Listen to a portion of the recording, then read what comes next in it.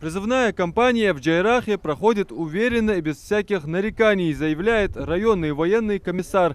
Уже прошло оповещение граждан призывного возраста. Большая часть ребят прошла медкомиссию. Мы, конечно, оповещаем всех, кого нужно оповестить призывного возраста, чтобы, не дожидаясь повестки даже, они приходили в военный комиссариат. В любом случае, они должны пройти мероприятие призыва. Тем, кому положена отсрочка, мы ее обязательно дадим. Кто обучается по очной форме обучения в образовательных учреждениях, должны принести справки заверенные. И мы уже ставим их на отсрочку. По соответствующей статье им предоставляется отсрочка до конца срока их обучения в данном учебном заведении. А также, если есть граждане, которые по семейному положению имеют право на отсрочку, это те, кто имеет двоих и более детей, тоже получают отсрочку от призыва. И в дальнейшем мы их не беспокоим, пока они не теряют право на данную отсрочку.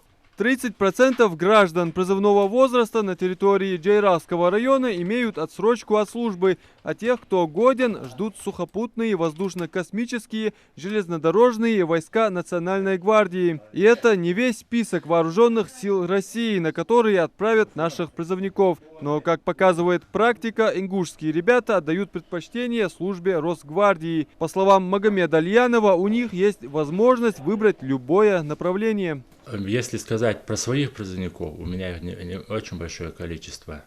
Мы стараемся, по крайней мере, по мере нашей возможности, учитываем их пожелания. И, скорее всего, я даже могу сказать, что на 100% из того, что есть, мы удовлетворяем их запросы. Они могут себе пожелания свои высказывать. Как правило, хотят служить в войсках Национальной гвардии, там, в воздушно-десантных войсках.